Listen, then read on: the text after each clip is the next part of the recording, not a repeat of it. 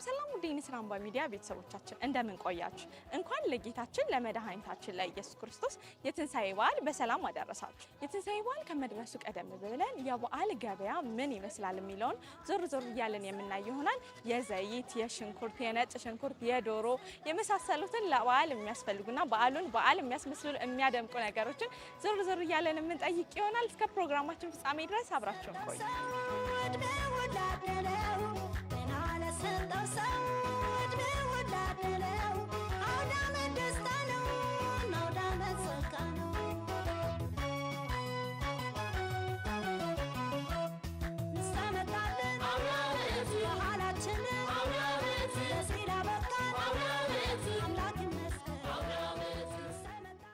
እንዴት ዋልክ?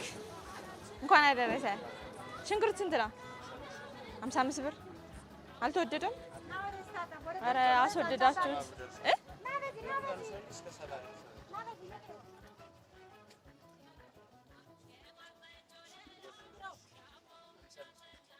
የመጨረሻ ዋጋ ነው 55 ብር። 50 ብር አታረግልኝም? ደረቅ ያለ ሽንኩርት እንደየለም ያንቺ ነው። ስንት ነው ሽንኩርት? 65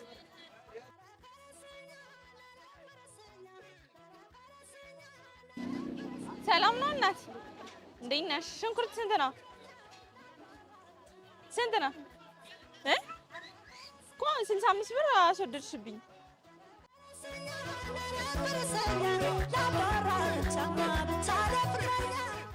እንዴት ነህ? አለን። እንቁላል ስንት ነው? 18 19 ቆይ እንጂ አይቼ ነው እንጂ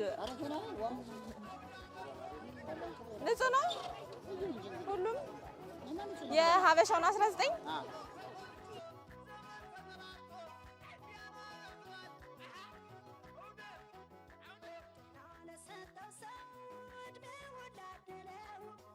ስንት ናቸው?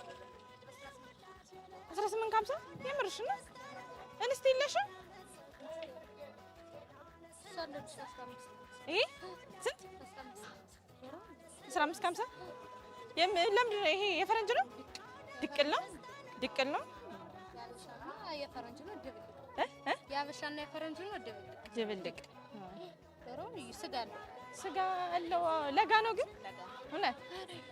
ኧረ ተይ እንጨት እንዳይጨርስብኝ። እግሩን እያሳየሽ እኮ ነው።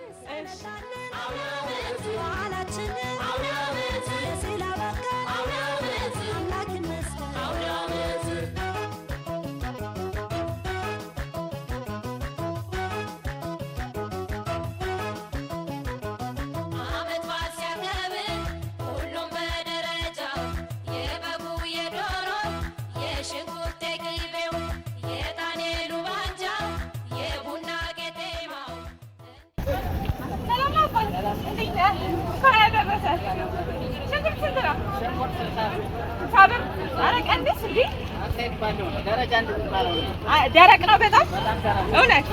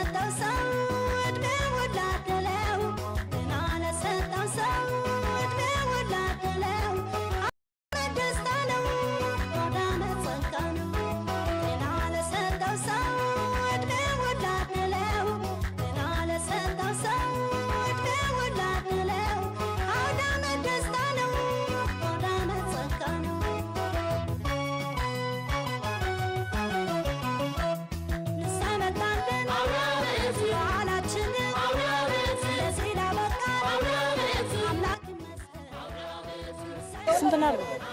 22 ውድ ነው።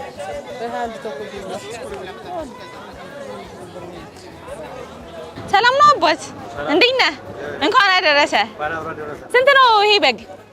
እሱ 9,500 ብዬ 9,500። እሱስ? ይሄኛው 15። አቺ ትንሽ ከሳ ትላለች። በምንድን ነው የሚታወቀው በግ ጥሩ በግ መሆኑ?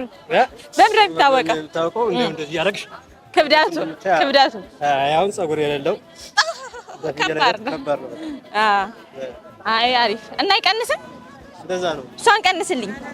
እቺን እቺ እንግዲህ 14 ተኩል የመጨረሻ ይሄ ስንት ነው? ቀዩ 45,000 ነው።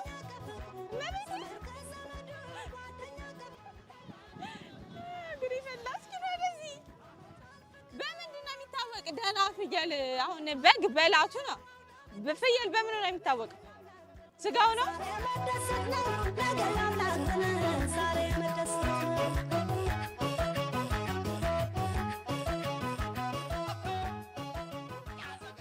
ውድ የንስር አምባ ሚዲያ ቤተሰቦቻችን ፕሮግራማችንን የተከታተላችሁትን ይመስል ነበረ። የበግና የፍየል ዋጋን አይተናል። እኛም ቆንጆ የምንለውን በግ መርጠን ይዘናል ማለት ነው። የንስር አምባ ሚዲያ የዩቲዩብ ቻናልን ላይክ፣ ሼር፣ ሰብስክራይብ ማድረግ እንዳይረሳ። መልካም ጊዜ።